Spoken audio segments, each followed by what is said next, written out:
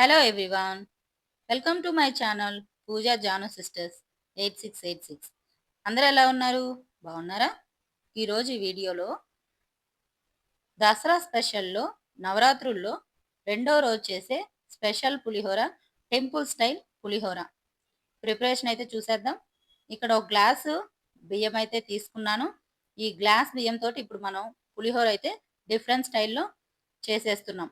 ఇది temple style అన్నమాట. ఇక్కడ బియ్యాన్ని ఒక 2 సార్లు వాష్ చేసుకొని మళ్ళీ 1కి 2 చొప్పున వాటర్ అయితే తీసుకున్నాం. మనం డైలీ అన్నం వండుకునే విధానం వేరు, పులిహోరకి వండుకునే విధానం వేరు.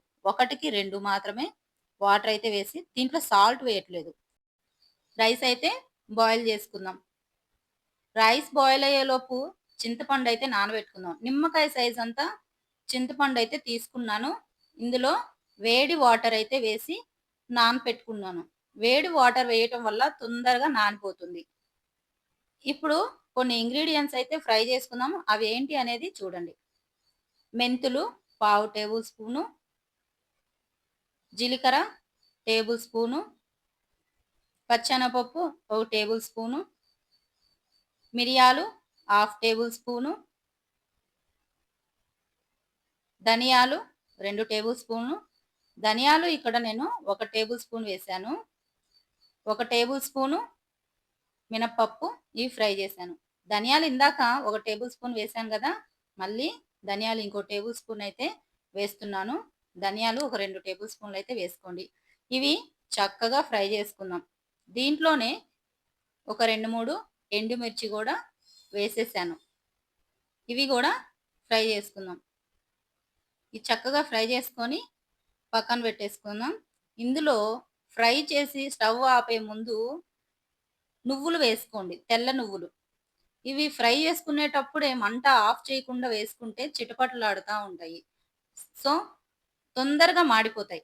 స్టవ్ ఆఫ్ చేసే ముందు అట్లా వేసి స్టవ్ ఆఫ్ చేసి కలిపెట్టేశారంటే నువ్వులు కూడా ఆ వేడికి ఫ్రై అయిపోతాయి. అవి పక్కన పెట్టేసుకొని చల్లార్చుకుందాము. ఇప్పుడు తాలింపు కోసం ఆయిల్ వేసాను. దీంట్లో 1 టేబుల్ స్పూను ఆవాలు, 1 టేబుల్ స్పూను పచ్చెనగపప్పు, 1 టేబుల్ స్పూను మినప్పప్పు, 1 టేబుల్ స్పూను జీలకర్ర. దీంట్లోనే ఒక హాఫ్ కప్పు పల్లీలు, ఒక 4 ఎండు మిరపకాయలు దీంట్లోనే చక్కగా ఫ్రై చేసుకోండి. ఈ ఫ్రై చేసుకొని గోల్డెన్ కలర్ వచ్చేదాకా ఫ్రై చేసుకోండి. దీంట్లోనే జీడిపప్పున్నా కూడా వేసుకోవచ్చు. ఇవి గోల్డెన్ కలర్ వచ్చేదాకా ఫ్రై చేసుకోవాలి. ఇది టెంపుల్ స్టైల్ పులిహోర చాలా టేస్టీగా ఉంటుంది. మనం ఇంట్లో చేసుకునే పులిహోరకి టెంపుల్లో చేసినప్పుడు మనం తిన్నప్పుడు డిఫరెంట్ టేస్ట్ అయితే తెలుస్తుంది కదా. సో టెంపుల్లో ఈ విధంగానే చేస్తారు. మనం ఇంట్లో చింతపండు పులిహోర, నిమ్మకాయ పులిహోర డిఫరెంట్గా ఉంటుంది. మనం టెంపుల్లో ప్రసాదంగా తీసుకున్నప్పుడు డిఫరెంట్ టేస్ట్ ఉంటుంది. సో ఈ ప్రాసెస్లోనే టెంపుల్ స్టైల్ పులిహోర అనమాట. దీంట్లోనే కరివేపాకు ఇవన్నీ చక్కగా ఫ్రై చేసుకోవాలి. చింతపండు అయితే గుజ్జును తీసి చింతపండు గుజ్జు కూడా దీంట్లోనే వేసేసాను. ఇది కూడా చక్కగా ఉడకపెట్టేసుకుందాము. దగ్గరికి రావాలి, మొత్తం దగ్గరికి వచ్చేదాకా చక్కగా ఉడకపెట్టేసుకోవాలి.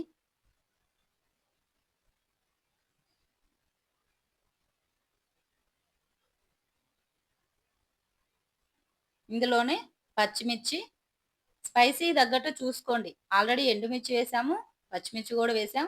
దీంట్లో ఎక్స్ట్రా స్పైసీ ఏంటి అంటే మిరియాలు కూడా వేసాం. స్పైసీ చూసుకొని వేసుకోండి. ఫైనల్గా పసుపు కూడా వేసేసి స్టవ్ కట్టేద్దాము. ఇవి అయితే కంప్లీట్ అయిపోయింది. రైస్ అయితే ఒక బేషన్లోకి తీసుకొని వేసుకున్నాను. ఇందాక ఫ్రై చేసాం కదా, ఆ ఫ్రై చేసిన ఇంగ్రీడియంట్స్ మొత్తము మిక్సీ వేసేసుకోండి. మిక్సీ వేసుకొని డైరెక్ట్గా ఈ రైస్లోనే వేసేసుకోండి. ఇప్పుడు సాల్ట్ వేయలేదు కదా, మనం రైస్ బాయిల్ చేసేటప్పుడు సాల్ట్ వేయలేదు. దీంట్లోనే సాల్ట్ కూడా యాడ్ చేసుకోండి. దీంట్లోనే మనం తాలింపు వేసుకున్న చింతపండు గుజ్జు మొత్తం తాలింపు అయితే వేసుకున్నాం కదా, అది కూడా ఈ రైస్లోనే వేసుకొని చక్కగా కలిపెట్టేసుకోండి. సాల్ట్ కూడా అడ్జస్ట్ చేసుకుంటూ కలిపెట్టేసుకోండి. ఫస్ట్ వేడివేడిగా ఉంటుంది కదా, గరిటెతో అయితే కలుపుకొని తర్వాత చేత్తో అయితే మొత్తం మసాలా మనం ఏదైతే వేసామో ఇంగ్రీడియంట్స్ అన్నీ రైస్‌కి పట్టే విధంగా తర్వాత చేత్తో కూడా చక్కగా కలుపుకోవాలి. ఇలా కలుపుకొని ఇది దేవుడికి ప్రసాదంగా దుర్గా నవరాత్రుల్లో రెండో రోజు పెట్టే పులిహోర ప్రసాదంగా దుర్గామాతకి సమర్పిస్తారనమాట. సో, టెంపుల్ స్టైల్ పులిహోర ఈ విధంగానే చేస్తారు. చూసారు గదా! నచ్చిందా వీడియో? నచ్చితే లైక్ చేయండి, కామెంట్ చేయండి, షేర్ చేయండి. సబ్స్క్రైబ్ చేయకపోతే సబ్స్క్రైబ్ చేసుకోండి. Thanks for watching. See you soon next video. Bye.